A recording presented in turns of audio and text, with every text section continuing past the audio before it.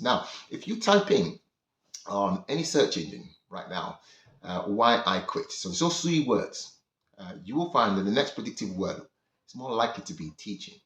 It goes to show that there is a massive churn of teachers walking away. And these are people who went into this industry with the most passion, and they're being replaced by people who are just careerists now or just need a job. Hi there folks, Coach JC here from Homebody Sculpting Mobility, and it is now a whole year since I handed in my resignation as a teacher.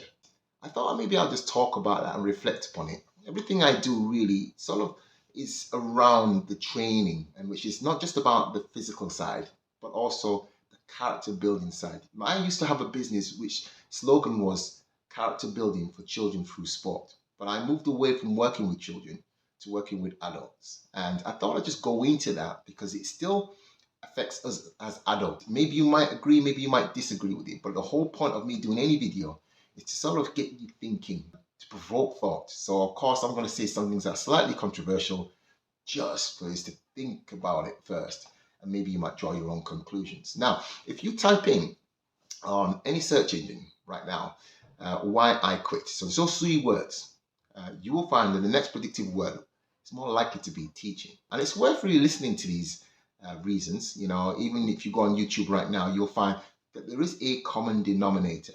And that reason is pretty much one of the reasons why I quit teaching as well.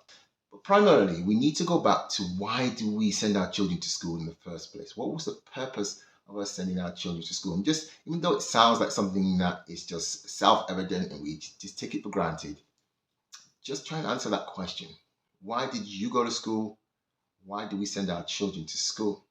Now, there is an assumption that it is the teacher's role to help your child become successful.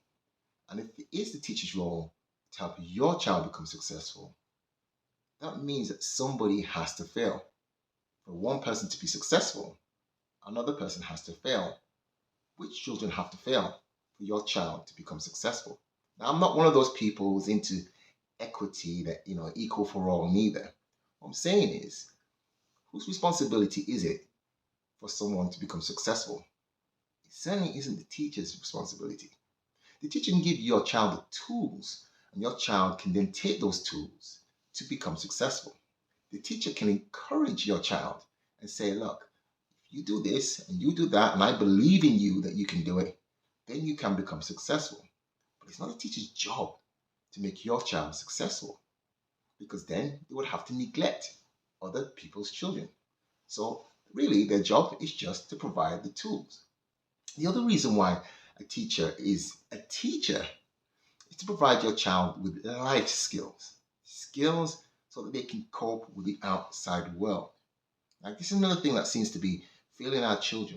Children, when they in their twos, go through their tantrums, their terrible twos, because in their head the world is perfectible. They can mold the world to suit them. Then they learn that maybe they can't do that, and that they must share the world, and sometimes things don't go the way they want it to. It doesn't mean that the world is against them. But I am seeing this, and I'm also guilty of it, because I'm part of that generation that grew up thinking that everything that didn't go the way I wanted it to was because the system was against me. And I'm actually going and reflecting the behavior of a 2-year-old having a tantrum. What am I doing to contribute to make the world better? What contributions am I making? So protesting was all I had to offer. And this is what's happening now again in terms of teaching, is that we're giving children the impression that the world is perfectible. And the moment they experience something which is more realistic in the world, they can't cope with it because we've not given them the tools to cope with it. For example, rejection. Rejection is a part of life. If you want to get a job, you're going to get rejected. But yet, are we teaching our children that, hey, how do you deal with rejection and come back and succeed? Not being popular. You can't be popular with everybody. There's going to be some people who don't like you. I will put out a YouTube video and I'll get thumbs down. I put a video out recently about why I quit kettlebell swinging, and I got a whole lot of thumbs down for it. But it doesn't affect my morale as an individual. Sometimes you might have opinions that other people don't like. But if I stop because every time I get a thumbs down, then I'll never achieve my goals. And this is another message that's going out to our children, because we're creating a world or a bubble for our children where when they find that that bubble starts to burst, then they throw the tantrums, then they protest, then they show signs of narcissism. Now, this is not just this generation. I'm partly guilty of it as well. There's another expression that comes out: if you don't know where you came from, you don't know where you're going. I'll give it a good example. If you have a look now at how we vote and how we talk about politics, it is almost as if anything that's traditional, anything that preserves culture, is seen as ignorant and bigoted. 2 generations before me went to war to protect our sovereignty, our right to set our own laws. And we are now looking at that generation as being bigoted and ignorant. So we will make decisions that will just basically dismiss that in one take. And even if we are right, we can't argue back our case by calling names. And it shows how we've not really been taught why those traditions and cultures were put in place. Yes, at least I caught myself. I caught myself becoming that, because that's what I was being taught. I also found that when I did fail in life, I couldn't cope. I couldn't cope with rejection neither.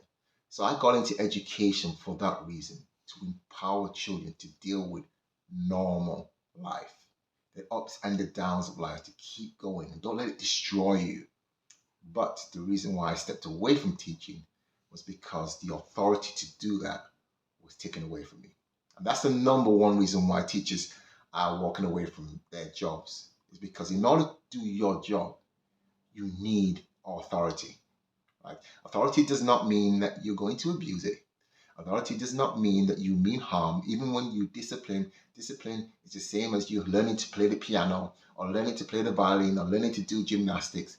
There is a discipline there. There's a code of conduct. And if you follow that code of conduct, you will get the best out of the teaching. But that is now seen as out of fashion. Our job as teachers was simply to entertain, to stimulate, and to also pander to the egos of the children. And that never ends well. It cannot end well. Well, I just thought I'd put that out there for you. It may not have much to do with body sculpting and mobility, but it has a lot to do with character building. So thank you very much for your time. I hope that we can continue to work together to feel great, look good, and enjoy moving. See you then.